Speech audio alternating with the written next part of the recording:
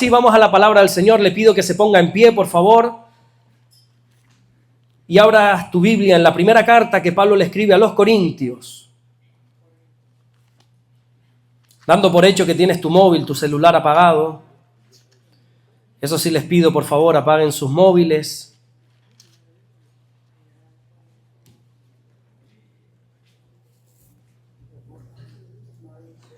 Primera de Corintios, capítulo 15.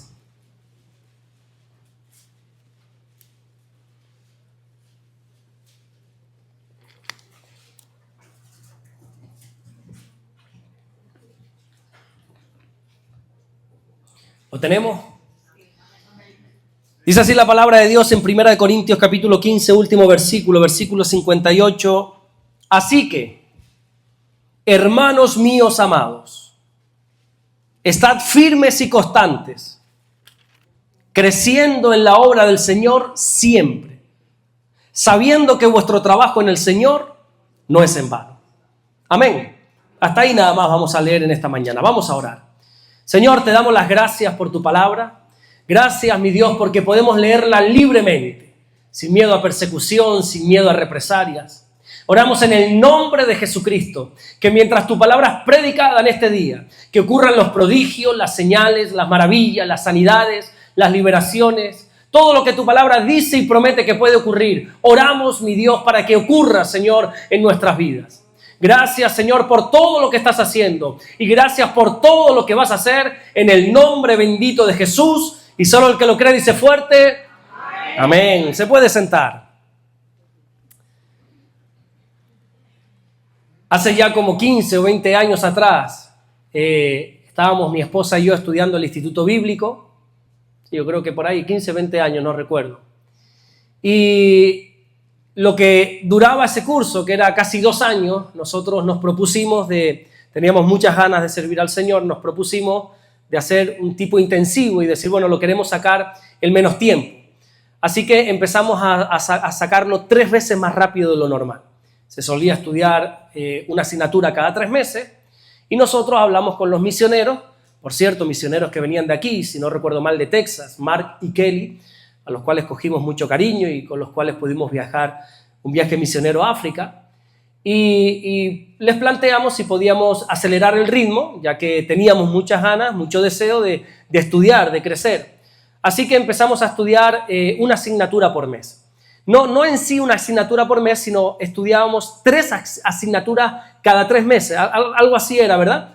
3 asignaturas cada 3 meses, pero no una por mes, sino las 3 las íbamos estudiando sobre la marcha y cuando llegaban los 3 meses, un día era de exámenes que teníamos 5 o 6 horas. Cada asignatura era mucho dinero. Si no recuerdo mal, cada asignatura costaba como 70 euros.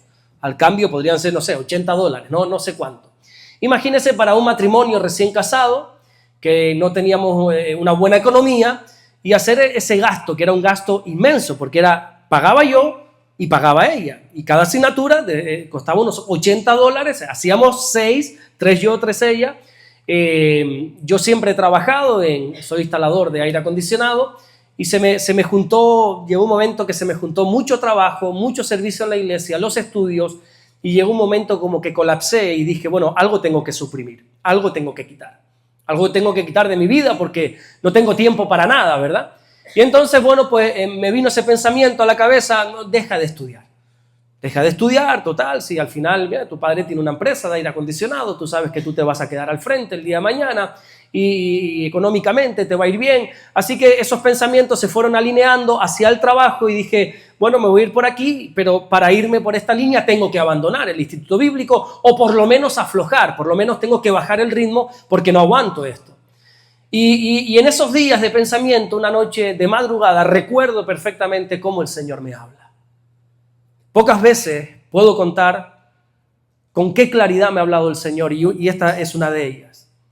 Estaba orando de madrugada, tenía la palabra en mis manos, tenía la Biblia y recuerdo cómo este versículo, no te podría explicar cómo fue. Algunos dicen, es que parece como que resalta. Mira, yo no sé, pero cuando Dios te habla, tú tienes claro que ha sido Dios quien te ha hablado.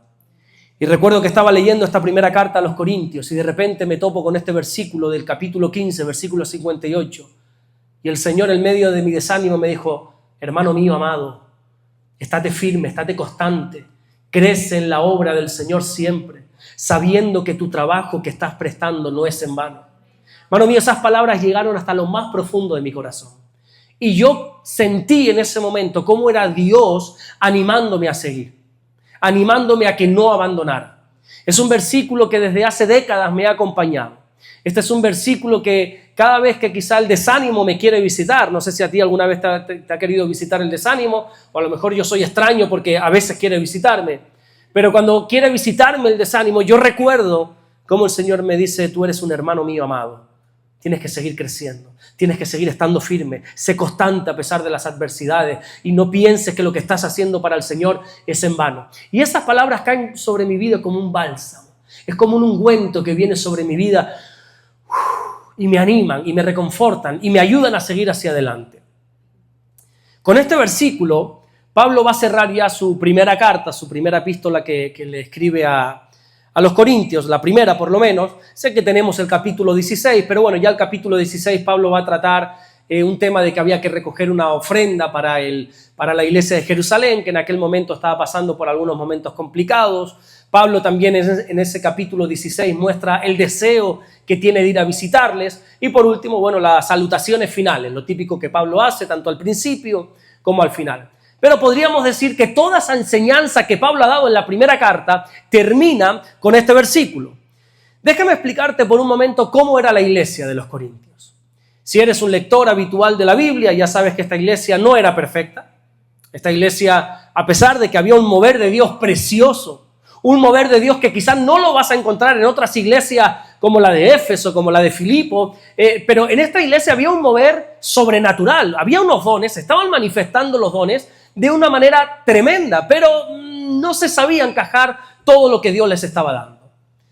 Corinto era una ciudad que vivía del comercio, era una ciudad que la idolatría estaba a flor de piel. De hecho, ahí había un templo a una diosa llamada Afrodita, que parte de sus cultos tenía que ver con la prostitución. Bueno, era una cultura totalmente pagana, totalmente impía. Y resulta que muchos de los que se convirtieron en Corinto se habían criado en esa cultura. Muchos se habían criado en la inmoralidad sexual, se habían criado en la idolatría. Y entonces llegan a la iglesia, se convierten al Señor, pero siguen teniendo esos hábitos. Y encontramos temas de inmoralidad dentro de la iglesia de Corinto, que Pablo se lleva las manos a la cabeza porque dice: mira, lo que yo he visto entre ustedes, ni en el mundo lo he escuchado alguna vez. Resulta que en la iglesia de Corinto había una persona teniendo relaciones con su madrastra. Una cosa que para nosotros sería totalmente escandaloso, ¿verdad? Algo fuera de lo normal. No, pero es que en Corinto era normal. No en la iglesia de Corinto, no, en la ciudad de Corinto eso era normal. Pero Pablo dice: hey, esperen una cosa, que el mundo no se puede meter aquí. Que una cosa es que el mundo vea bien algo y otra cosa muy diferente es que nosotros normalicemos eso. Y uno de los motivos por los cuales Pablo escribe esta carta es para eso. Oye, no podemos normalizar esto. Y si el mundo dice que eso es bueno, pero Dios dice que es malo, hermanos míos, decantémonos por lo que dice la palabra de Dios. Y nosotros no podemos ser de los que a lo bueno dicen malo y a lo malo dicen bueno. Nosotros nos tenemos que alinear conforme a la palabra de Dios. Y a veces ese alineamiento con la palabra nos pone en contra de la corriente de este mundo. Y no a veces, casi todas las veces, por no decir siempre. El salmista dijo: por querer hacer yo el bien, muchos me son contrarios. Pregúntate algo, desde que te convertiste al Señor, desde que decidiste poner tu vida en orden y caminar en santidad, ¿verdad que has tenido más problemas que antes seguramente? Algunos te han empezado a decir: ¿qué vas de cristiano ahora?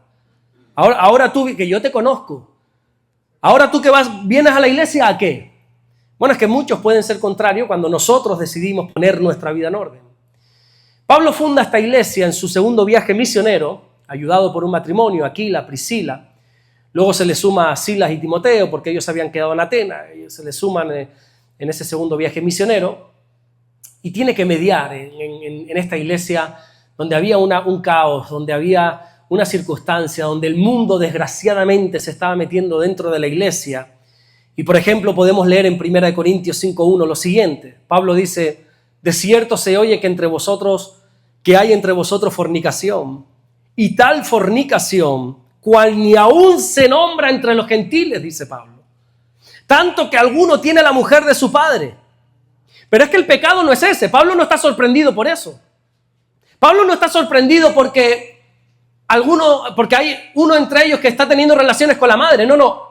Lo que a Pablo pone el grito en el cielo por lo que dice a continuación en el versículo 2 y dice: y vosotros estáis envanecidos. A mí me trae sin cuidado si este hombre está haciendo pecado. Pecado siempre ha habido. A mí lo que me sorprende, dice Pablo, es que ustedes como iglesia están envanecidos, están orgullosos, dice Pablo. ¿Cómo es posible que ustedes estén orgullosos de este pecado que se ha metido? ¿Cómo es posible que entre ustedes no se haya levantado alguien para decirle al hermano: oye, eso está mal? ¿Cómo es posible que tú vengas y estés en inmoralidad y encima estés, en incesto, porque esto ya es parte de la familia? No es que nadie le ha llamado la atención a este hermano. Nadie le ha dicho: oye, tú sabes que eso está mal. Tú sabes que no estás caminando en orden. Y Pablo dice: vosotros estáis envanecidos. ¿No deberíais más bien haberos lamentado para que fuese quitado del medio de vosotros el que cometió tal acción? Qué tremendo, ¿no? Me llama la atención este asunto de que Pablo no le sorprende el pecado.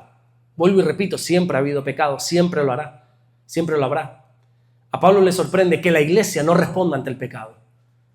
Que la iglesia no se ponga en pie y saque ese baluarte que nosotros somos de la verdad de Dios y diga: esto está mal. No, pero es que todo el mundo lo hace. A mí me trae sin cuidado: esto está mal. Antes les decía que cuántos están casados, porque me he dado cuenta que allí eso pasa en España, seguramente aquí no, pero algunos nos han venido a decir: no, te presento a mi marido. Ah, tu marido, qué bueno. Entonces está con nosotros en la iglesia. Y al tiempo me dice: no, es que me voy a casar. Digo: pero un momentito, ¿cómo que te vas a casar? Tú estás aquí con nosotros, incluso puede ser que estés sirviendo y tú me has dicho tu marido. Ah, no, es que nosotros decimos mi marido. Digo: no, pero marido es cuando estás casado. Ah, no, eso es mi esposo, me dice. Digo: no, escúcheme una cosa, espera, vamos a entenderlo. Cuando tú no estás casado, tú eres novio. No, pero es que ya vivo con él. Bueno, a mí como si tienes hijos y nietos con él. Si tú no estás casado, tú eres novio. No, es que ya es mi marido o mi mujer. No. Es tu novio y es tu novia. Entonces, cuando tú te cambias el anillo de mano, que para nosotros es diferente a ustedes, porque ustedes, si no me equivoco, cuando están de novios se lo ponen en la derecha y cuando están de casados en la izquierda, nosotros los españoles, que vamos al contrario del mundo, somos al revés, de novios aquí en la izquierda y este es mi anillo de casado que me lo pongo en la derecha. Solo te cambias el anillo cuando te casas, cuando estás delante de una autoridad. Llámese pastor, llámese cura, llámese, hasta un capitán de barco te puede casar, un alcalde, no sé si aquí puede ser. Cuando delante de una autoridad física y delante de unos testigos, tú das tu palabra y firmas de que tú te has casado. Entonces uno tiene que entender eso, de que nuestra cultura tiene que ser esa. Y de que nosotros tenemos que caminar en base a lo que Dios dice. Y nosotros no podemos aceptar lo que está mal. Y la Biblia es clara con esto. Y yo sé que este mensaje quizá es incómodo de digerir, es incómodo de escuchar, porque vivimos en una cultura que enseña y predica todo lo contrario. Hay que probar primero. No pasa nada. Pero ¿cómo te vas a casar si todavía no te has acostado? ¿Cómo te vas a casar si todavía no has convivido? Es que en la convivencia se conoce a la persona. Sí, en la convivencia se conoce a la persona, pero en el noviazgo también. Y puedes hablar, y puedes, ¿verdad? Cualquier tema. Pero nosotros no podemos tener otra mentalidad.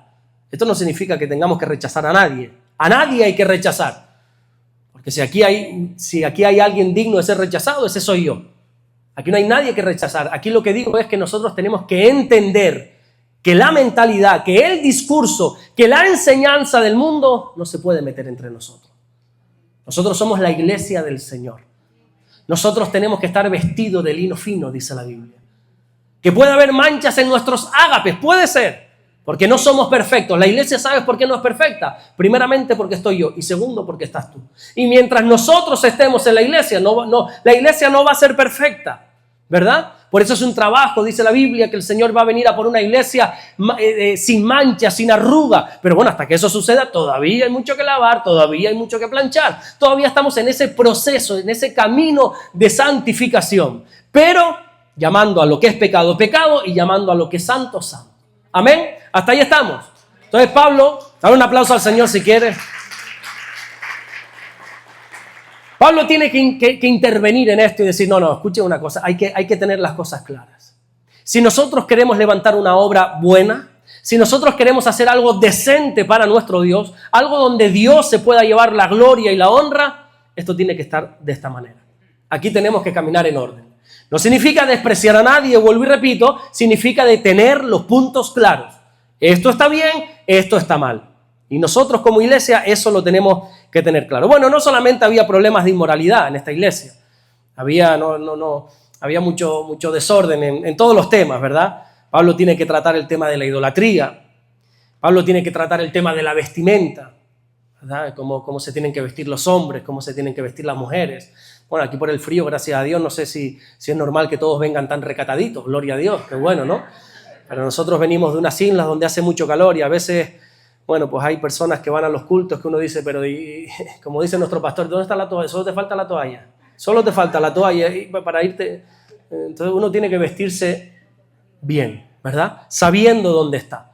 Oye, yo no te pido que vengas en corbata, que si vienes en corbata, gloria a Dios. Yo soy el primero que no se la pone, pero sé dónde vengo. Yo he estado todos estos días con ropa cómoda, con un chándal, con una camiseta. Oye, pero yo he venido hoy a la casa del Señor. Por lo menos una camisita de botones, que no es la más elegante, puede ser, puede ser, pero venimos decentes, ¿verdad? Y vestimos, y entonces Pablo tiene que mediar, oye, el decoro, vístanse con decoro, entiendan dónde van, que no van a cualquier sitio, que vienen a adorar al Señor. Y tiene que tratar diferentes temas, tiene que tratar incluso porque había desorden en la cena del Señor. Ya la iglesia de Corinto se había convertido en un desorden total porque los que tenían dinero llevaban grandes alimentos y los que no tenían dinero se quedaban sin participar de la cena del Señor. Y por eso Pablo dice, mira, esto es un desastre entre ustedes. Esto hay que tratar todos estos puntos y empieza a tratar cada uno de ellos. Pero el gran problema de esta iglesia era que no sabían gestionar lo que Dios estaba haciendo en medio de ellos. Por alguna razón, Dios decidió en su soberanía traer un mover espiritual sin precedentes a esta iglesia. Empiezan a fluir los dones como nunca antes. Empiezan a ocurrir milagros de sanidad. Otros empiezan a recibir don de profecía. Otros tantos empiezan a hablar en lenguas. Otros empieza a haber un mover de Dios ahí sin precedentes. Y eso es bueno. Amén. ¿Cuántos creen en el mover de Dios? ¿Cuántos creen que Dios se sigue moviendo? Bueno, puede ser que aquí hay algunos que nosotros conocemos como cesacionistas, aquellas personas que creen que han cesado los dones, que ha cesado el poder de Dios. Si es tu caso, bueno, no compartimos este mismo punto. Yo sigo creyendo que Dios tiene poder a día de hoy. Yo sigo creyendo que mi Dios a día de hoy sana. Sigo creyendo totalmente que mi Dios habla. Yo creo que Dios habla. Yo creo que los dones, todos, cada uno de ellos, están vigentes. Pero como dice Pablo, hágase todo decentemente y con orden.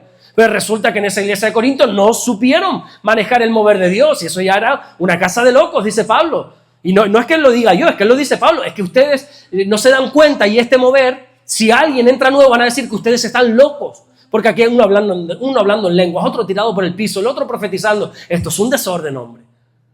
Y dice, no se impida el hablar en lenguas, dice Pablo. No lo impidas. No es que el hablar en lenguas no es de Dios. Ojito. No se impida el hablar en lenguas, dice Pablo. Pero hágase todo decentemente y con orden. Usted ha recibido el bautismo del Espíritu Santo. Usted habla en nuevas lenguas. Hágalo, no tenga problema. Pero no lo haga en mitad de un culto. Aquí gritando. Y desordenando y otro, porque eso está bien para usted, pero viene alguien de fuera y dice, pero qué locura es esta, hombre. Pero qué desorden es este.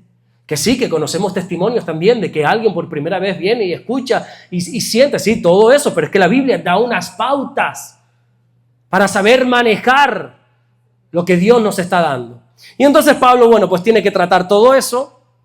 Y lo cierto es que la congregación de Corinto bien pudiera representar cualquier iglesia hoy en día, ¿verdad? Una iglesia que tenía pasión hacia el Señor, pero que todavía tenía imperfecciones que tratar. Congregaciones con ganas de servir y de crecer, pero con temas todavía por tratar. Y esas imperfecciones son tratadas en esta primera carta hasta que Pablo culmina este escrito diciendo en el versículo 58, así que, hermanos míos amados, estad firmes y constantes, creciendo en la obra del Señor siempre, sabiendo que vuestro trabajo en el Señor no es en vano. ¿Y sabes qué? Yo veo en este versículo la trayectoria no solamente de cualquier iglesia, sino de todo creyente. En este versículo, si me das unos minutos, quiero desglosarlo de tal manera donde seguramente tú te vas a sentir identificado y tienes que ver en qué punto estás aquí. Porque es un versículo que describe la vida del creyente desde el mismo momento que conoce al Señor hasta que el Señor vuelva por él o él se vaya antes. ¿Cómo comienza Pablo esta conclusión? Mira, ahí está el versículo. Así que, hermanos míos amados, estad firmes, constantes, creciendo en la obra del Señor siempre, sabiendo que vuestro trabajo en el Señor no es en vano. Lo primero es dejarle claro que son amados. Ustedes tienen imperfecciones, dice Pablo, pero son amados. Durante 15 capítulos les he dado por aquí, les he dado por allá, les he llamado la atención en esto, en aquello, les he dicho de todo, pero son amados. Ustedes son amados. A pesar de tener errores, a pesar de tener caídas, a pesar de ser reincidentes en ciertos pecados, Pablo dice, ustedes son amados en el Señor. El Señor los ama. Así les dice Pablo. A pesar de todo, Dios les ama. Porque tenemos que entender algo. Dios no nos ama por lo que hacemos. Dios nos ama por quienes somos. Y nosotros somos sus hijos. ¿Sabes qué? A mí me ha costado entender esto. Que Dios no me ama más ahora que le sirvo. Dios me amó siempre. No es que me ama más ahora porque he decidido servirle con todo lo que soy, con todo lo que tengo. Me cuesta entenderlo todavía, porque mi mente humana y mi amor humano me cuesta entender esto. Pero ahora que he sido padre hace unos 4 años, puedo entenderlo un poco mejor. Entiendo que Dios no me ama más por lo que hago por Él. Dios me ama. Punto.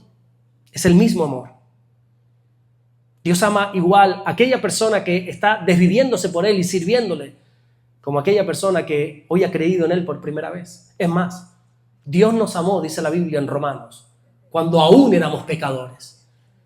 Dice Romanos 5:8, mas Dios muestra su amor para con nosotros, en que siendo aún pecadores, Cristo murió por nosotros. No eres un hijo amado si haces lo que Dios dice. Eres un hijo amado. Punto. Dios no es un interesado que cambia amor a cambio de servicio. Sírveme y te amo. No. Nosotros no le servimos para ganar amor ni favor de Dios. Nosotros le servimos única y exclusivamente porque estamos agradecidos. Dios nos ama. ¿Y sabes qué? Te voy a decir algo. Tú quizá podrías tomar la decisión hoy de no servir nunca al Señor tu Dios. Y aún así el Señor te va a seguir amando. Pero aquel que ha entendido que Dios le ama no va a poder dejar de servirle. Dios nos ama siempre. Eso quiero que lo tengas claro. Hagas lo que hagas. Dale fuerte ese aplauso al Señor si quieres. Dios nos ama siempre. Es un amor eterno hacia nosotros. Jeremías 31:3 dice, con amor eterno te he amado, por tanto te prolongué mi misericordia. Y Pablo escribe esta epístola desde el amor, no es desde el reproche. Quien haya estudiado la vida de Pablo se da cuenta que Pablo es un hombre duro. Pablo es un hombre que no tiene pelos en la lengua. Pablo es un hombre que si te tiene que llamar insensato, te lo llama, como le llamó a la iglesia de los Gálatas. Pablo es un hombre que si te tiene que llamar cualquier cosa, te lo va a hacer. Él no tiene problemas en eso, él no tiene reparo. Él es un hombre que es como mi esposa, que no se anda con rodeos. Aquí. Y te dice las cosas como son. Y a veces le digo, Damari, por favor. Damari. Pero tiene que ser así. Una vez íbamos en el coche. Íbamos con una hermana atrás. No, miento. Iba yo conduciendo, la hermana aquí, Damaris detrás. Y yo le tenía que decir algo, pero sabía que lo que le iba a decir le iba a doler. Pero se lo tenía que decir. Entonces, bueno, pues yo soy así. Yo quiero llegar allí, ¿ok?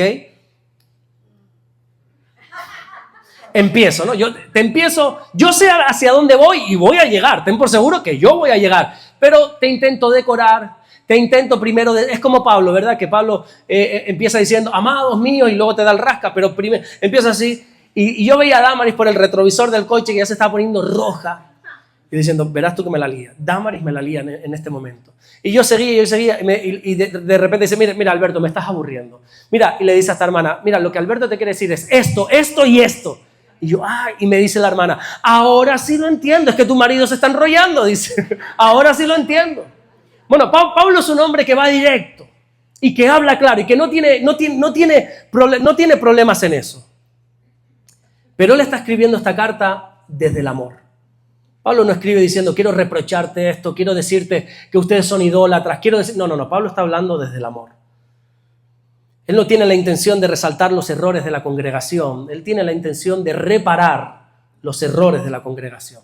Con esto lo que te quiero decir es que si alguna vez has sentido que Dios te habla, ya sea a través de una predicación, a través de la lectura, a través de una alabanza, de lo que quiera que sea, y esa espada de doble filo ha penetrado hasta lo más profundo de tu ser y ha entrado hasta lo más íntimo tuyo, no ha sido con la intención de hurgar en la herida, no, ha sido con la intención de sanarte.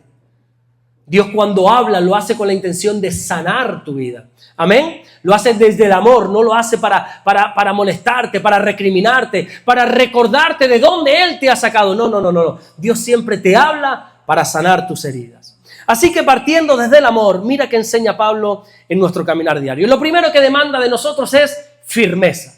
Dice, así que, hermanos míos amados, estad firmes. Eso es lo primero que dice Pablo. Estén firmes. Y creo que Pablo está muy acertado poniendo la firmeza lo primero, porque una persona que se entrega al Señor debe hacerlo con firmeza. Debe hacerlo firme, ¿verdad? Con preguntas, con inquietudes, sí puede ser, pero firmes. He tomado esta decisión y de aquí no me muevo, ¿verdad? Pues no podemos hacer sí, pero no, mañana sí, ahora no. No, estate firme, dice Pablo. ¿Qué pasa, hombre? Estate firme en la fe. Las personas firmes son aquellas que cuando se entregan a Dios lo dan todo. ¿Recuerdas, por ejemplo, cuando Jesús llama a dos hermanos, a Pedro y a Andrés? Y los llama con una palabra, sígueme. Y dice la Biblia que ellos dejándolo todo le siguieron, dejando sus redes le siguieron. Dice la Biblia en Mateo 4:20, ellos entonces dejando al instante las redes le siguieron. No fue una conversión poco a poco. No, primero déjame un tiempo. Tranquilo, voy a ir a probar primero. Quiero conocerte primero, a ver cómo es esto. Y no, al instante, dice la Biblia. Y Pedro y Andrés estuvieron firmes en el Señor. ¿Hubo momentos de tambaleo en el medio? Claro, los conocemos, sobre todo Pedro, pero permanece firme en Dios. ¿Cuántos aquí han sido firmes en su decisión por Cristo? Tenemos que ser firmes. Y si le hemos dicho que sí al Señor, con todo para adelante. Mateo igual, ¿verdad? ¿Conoces a Mateo? Leví se llamaba antes. Leví, dice la Biblia, que era un recaudador de impuestos. Era lo más detestado por los judíos. Un recaudador de impuestos, un publicano. Es una persona judía que se había entregado al Imperio Romano. Y servía al Imperio Romano, ¿sabes cómo? Robándole a sus propios compatriotas, a los judíos, recaudando impuestos abusivos, extorsionándoles. Ese era Mateo. Hoy tenemos un evangelio precioso que lleva su nombre, ¿verdad? Pero Mateo, antes de conocer al Señor, era eso. Y dice la Biblia que Jesús se acerca donde él estaba, a la mesa de los tributos, donde él estaba allí cobrando, extorsionando a su propio pueblo. Y solamente una palabra. No lo invitó a un culto, no lo invitó a una sinagoga, no le dijo vamos a un retiro, mira que ahora viene un congreso. Solamente una palabra. Jesús le dijo, sígueme. Dice la Biblia en Mateo 9:9, pasando Jesús de allí, vio a un hombre llamado Mateo que estaba sentado al banco de los tributos públicos y le dijo, sígueme. Y se levantó y le siguió. Qué cosa, ¿no? Y encontramos que ese mismo día Mateo hizo una cena para presentar a todos sus amigos a Jesús. Él fue firme en su decisión por Cristo. ¿Te das cuenta cómo el ser humano tiende siempre a bajar el ritmo? Cada vez que pasa el tiempo es como que la intensidad va menguando.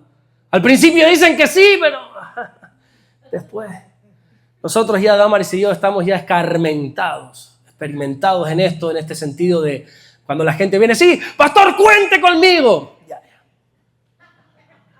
Hoy cuento contigo, para lo que sea.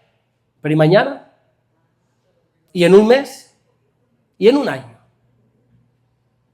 ¿Cuántas veces, verdad? Y ya no hablo de nosotros, hablo de ustedes seguramente. ¿Cuántas veces has visto a un hermano o una hermana que quizá con toda su buena intención dijo, heme aquí, Señor? Y hoy, ¿él a dónde? ¿Dónde está ese hermano, esa hermana?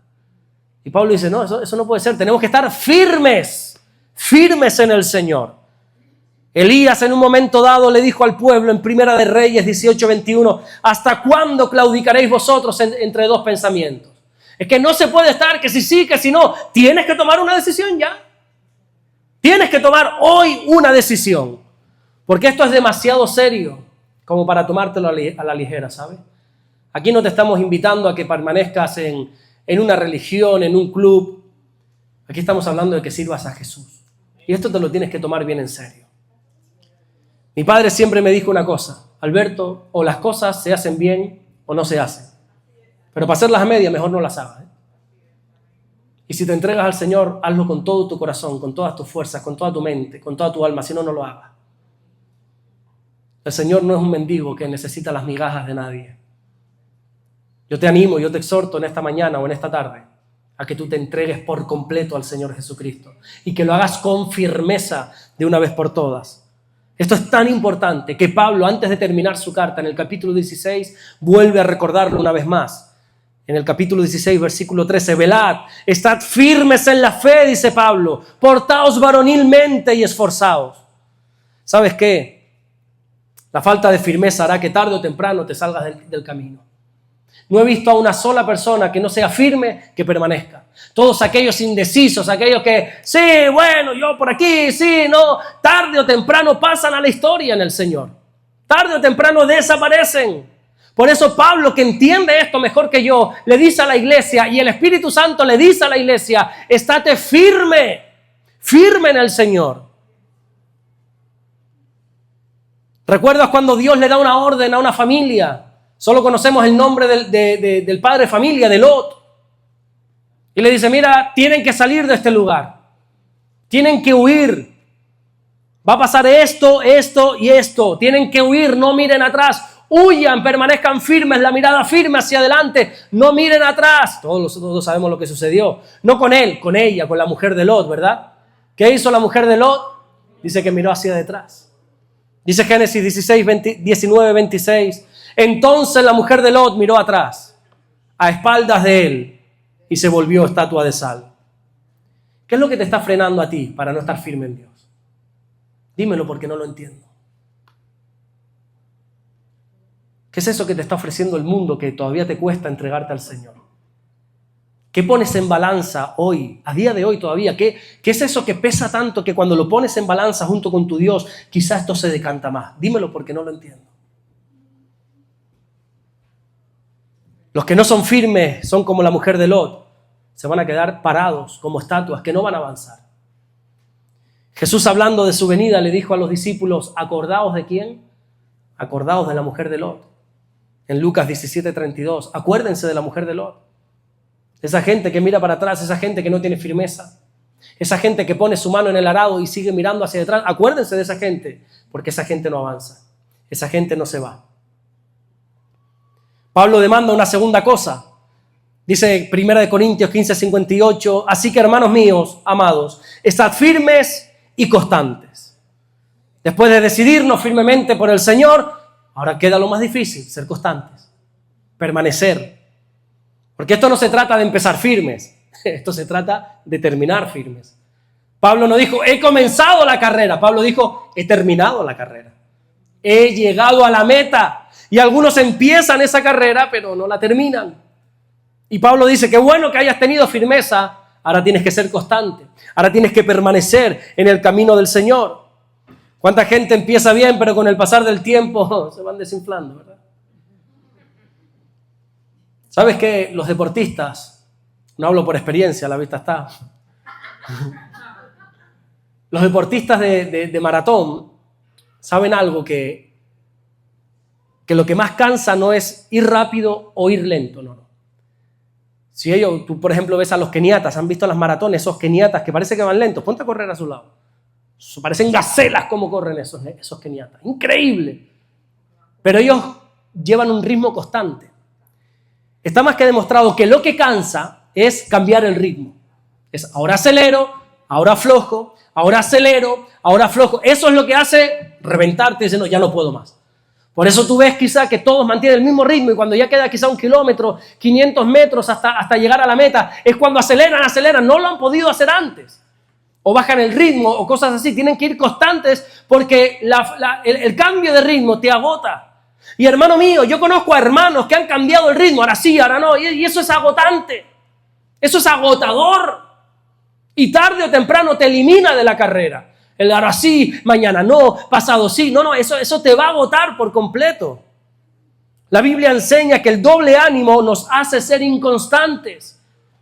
Dice Santiago en el capítulo 1, versículo 8, el hombre de doble ánimo es inconstante en todos sus caminos.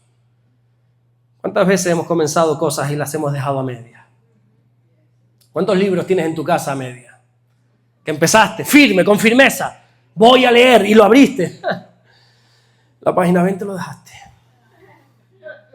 ¿Cuántas veces dijiste me voy a leer la Biblia y te leíste Génesis? Y cuando llegaste ya a Abraham, si es que llegaste, a José, ya a Jacob, ya... Empieza a nombrar tanta gente, Jacob, que si este, que si el otro. ¿Cuántas veces? ¿Cuántas veces dijiste que ibas a empezar un hábito y lo dejaste a medias? ¿Cuántas cosas tenemos a medias en nuestra vida, verdad? Porque no hemos sido constantes. Y el cristiano debe ser firme en su fe y tiene que ser constante. Pablo añade una tercera cualidad más en nuestro caminar con Dios. Dice el versículo 58 de Corintios 15, así que hermanos míos amados, estar firmes, estar constantes, creciendo en la obra del Señor siempre. Así que después de coger firmeza, después de ser constante, tienes que crecer en la obra de Dios. Pregúntate algo, ¿estás creciendo espiritualmente? Este último año que ha pasado, este 2025 que hace un mes dejamos atrás, ¿creciste? Este mes que hoy dejamos atrás, ¿has crecido? Del 1 de enero al 31, ¿has crecido? ¿Ha habido un crecimiento en ti o estás estancado, estancada? Porque no se trata de permanecer nada más en el camino, se trata de crecer.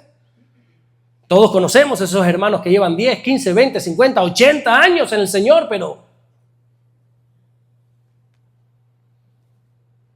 Una de las primeras veces que prediqué en Tenerife, me acuerdo, hace ya muchos años de esto, me dijo uno, te lo voy a describir tal cual, ni le quito ni le pongo.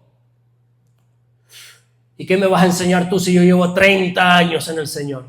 Ah, bueno.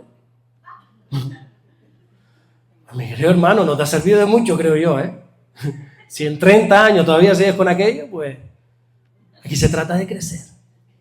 Aquí se trata de que si tú has cogido firmeza, de que si eres constante, que des fruto. Jesús dijo, yo te he puesto para que des fruto, para que crezcas. Y nosotros tenemos que crecer. ¿Qué significa crecer en la obra del Señor? O porque observa algo, el Señor, Pablo no dice que crezcas en el Señor. Escucha, atentos a la palabra. Yo siempre le digo a la iglesia y les enseño que tienen que ser tranquilos para leer la Biblia, que no corras. No te propongas leer 5, 10 capítulos al día, ¿no? Porque te vas a perder detalles. Yo llevo 5 años estudiando el Evangelio de Mateo y aún voy por el capítulo 23. Y me pierdo detalles, imagínate. Pablo no está diciendo que crezcas en el Señor. Pablo está diciendo, crece en la obra del Señor. En lo que hay que crecer no es en Dios. Pues ya se da por hecho que estás creciendo en Dios. Pablo dice, ya que estás firme, ya que estás constante, tienes que crecer en la obra del Señor. El llamado es a crecer en la obra. El llamado que Dios nos hace es a crecer en el servicio. ¿Y sabes cómo crecer en la obra del Señor? Bueno, para crecer en la obra de Dios tenemos que entender que Dios y el mundo son opuestos, no son paralelos. Una cosa es cómo obra Dios y otra cosa es cómo obra en el mundo. Cuando Jesús estaba siendo juzgado por Pilato, dejó algo claro en el Evangelio de Juan, capítulo 18, versículo 36. Jesús dijo, mi reino no es de este mundo. Eso lo tenemos que tener claro. Así que las leyes de allí no son aplicables para acá. En el reino de Dios se actúa de una manera diferente al reino de este mundo. Y lo que para el mundo quizás es crecer, para Dios no. Y lo que para Dios quizás es crecer, para el mundo no. ¿Cómo se crece en este mundo? No sé si puede pasar la chica del piano. Y así ya vamos terminando. ¿Cómo se crece en el mundo? Bueno, en el mundo se crece a través de la economía, escalando puestos laborales, ¿verdad? Dice Mateo 20:25, entonces Jesús llamándoles dijo, sabéis que los gobernantes de las naciones se enseñorean de ellas y los que son grandes ejercen sobre ellas potestad. En el mundo los que son grandes son los gobernantes, son los que tienen potestad, pero no, así no es en Dios. Jesús continúa este mensaje en el versículo 26 de Mateo 20, dice: mas entre vosotros no será así, sino que el que quiera hacerse grande entre vosotros será vuestro servidor. Y el que quiera ser el primero entre vosotros será vuestro siervo. Así que la Biblia enseña que el que quiera hacerse grande, el que quiera crecer, tiene que servir. Déjame decirte algo. Y si tienes papel y lápiz, apunta, que es una frase de lo más simple, pero medita en ella. El servicio te hace grande. Anótala. Sé que no es algo revelador. Anótala y medítala esta noche. El servicio te hace grande. Cuando Pablo dice que tenemos que crecer siempre en la obra del Señor, es que tenemos que estar sirviendo siempre al Señor. Y créeme que no hay nada más hermoso que servir a Jesús. No hay nada más hermoso que servirle. No hay nada más placentero que servir al Creador, que dedicar toda nuestra vida a Él. Hay que trabajar fuera, claro que hay que trabajar, pero no hay nada más maravilloso que servirle. No hay nada más satisfactorio en esta vida que desgastarse para Jesús. Como dijo Pablo, yo con el mayor placer me gastaré. Gastaré lo mío, aún me gastaré a mí mismo por amor de vosotros. Aunque amándoos más, sea amado menos. Con el mayor de los placeres yo les serviré. El servicio nos hace grandes. Aquí el que sirve, perdón por la expresión, es el que no vale, el bobo, ¿no? No. El que no tiene otra cosa que hacer. Pero ese que sirve es grande para Dios. Yo te animo a que le sirvas. No que seas una persona que simplemente vengas aquí los domingos, que espero verte todos los domingos, por favor. Me pondría muy triste si no te veo. Pero hay mucho más. Hay mucho más en Dios. Hay que servirle. Hay que estar firmes. Hay que ser constantes. Pero hay que crecer en el servicio. ¿Qué estás haciendo tú en la obra de Dios? ¿En qué le estás sirviendo? ¿En qué área le estás sirviendo? Y por último, ya para terminar, dice Pablo: así que, hermanos míos amados, estad firmes, constantes, creciendo en la obra del Señor siempre, sabiendo que vuestro trabajo en el Señor no es en vano. Y aquí es cuando ya viene como esa palabra de ánimo, de esperanza. Porque aquellos que servimos al Señor, sabemos que a veces el trato es ingrato. Me explico. Yo todavía no comprendo a esas personas que dicen servir al Señor y no servir a la gente. No sé cómo lo hacen. Yo entiendo que para servir a Dios tengo que servir a la gente, si no, dime qué otra manera hay. Eso es lo que yo entiendo, lo que yo percibo. Servir a Dios es servir a la gente. Jesús, para explicar esto, se postró y empezó a lavar los pies de los discípulos, que no hay otra manera. No es que yo sirvo a Dios pero a mi manera, no, es que no hay otra manera. Todo lo que hagas para Dios es a través de la gente. ¿Qué sucede? Que las personas somos muy desagradecidas. Que las personas somos muy olvidadizas, que las personas somos muy interesadas y quizás nadie nunca te ha agradecido tu servicio. Quizás nadie te ha dicho gracias por estar aquí. Quizás los sugieres que están en la puerta, nadie les ha dicho, oye, gracias por el servicio, gracias por esa vestimenta que has traído hoy, gracias por esa sonrisa que siempre me recibe. Quizás nadie le ha dado las gracias a la hermana que ahora está con nuestros hijos aquí detrás. Quizá nadie le ha dado las gracias a la hermana que está en el piano, a los que están atrás en sonido. Quizá nadie le ha dado las gracias. Bueno, no las esperamos también. Pero, oye, de vez en cuando se agradece que te diga, oye, gracias, qué bien tocas el piano. No lo necesitamos, oye, pero se agradece, ¿verdad? Pero es que a veces lo que recibimos es todo lo contrario. ¿Viste cómo se equivocó de tecla hoy?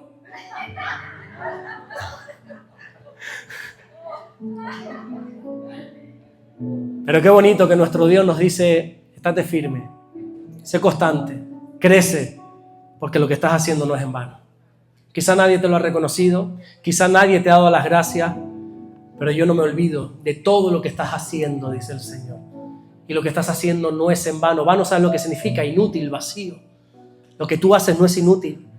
Quizá nadie lo ve, quizá nadie lo valora, pero hay un Dios arriba en los cielos que lo está viendo todo. Hay un Dios arriba en los cielos que sí lo valora y está enormemente agradecido por lo que estás haciendo por Él y para Él. Tienes que saber que tu trabajo no es en vano. Todo lo que estás haciendo para Dios no es en vano. Todo ese esfuerzo que estás haciendo para mantenerte en santidad, que nadie valora, nadie entiende, ni siquiera nadie sabe, no es en vano. Dios está contento por eso. Quizá tu familia, tu entorno, tus amigos no vean ni valoren, pero Dios sí. Apocalipsis 22:12 dice: he aquí yo vengo pronto y mi galardón conmigo para recompensar a cada uno según sea su obra. El Señor va a recompensarnos según sea nuestra obra. Así que no es en vano todo lo que hagamos en la obra de Dios, porque un día seremos recompensados. ¿Sabes qué? No servimos por recompensa, pero servimos sabiendo que tendremos recompensa. Y un día Dios va a recompensar a cada uno de nosotros. Así que en esta mañana o en esta tarde me gustaría que cerraras tus ojos ahí donde estás. Te invito a que cierres tus ojos. Si quieres, ponte en pie. Y evalúate cómo estás hoy delante del Señor. Evalúa tu vida. Evalúa si estás firme, si has tomado las cosas con seriedad en el Señor o todavía te falta esa firmeza. Si te falta todavía dar ese paso de fe, hoy es el momento. Quizá donde estás estancado es en perseverar, en ser constante. Te cuesta ser constante. Llevas años en el Señor, pero sí, no. Y ¿sabes qué? Yo creo que si tú estás en este día aquí, es que amas al Señor con todo tu corazón. Porque no hay que estar muy bien de la cabeza para un día tan frío venir a este lugar, ¿eh? Así que eso me demuestra que amas al Señor. Sé constante, sé constante. No claudiques más entre dos pensamientos. Decídete hoy por Jesús. Y comienza a crecer en la obra de Dios. Hay tanto para hacer. Es más, Jesús dijo, mira, es mucho el trabajo, lo que no es tanto son los obreros. La mies es mucha, los obreros son pocos. Hay tanto para hacer. Hay tanto para hacer. Hay tantas personas a las que ganar para el Señor. Hay tantos pies que lavar.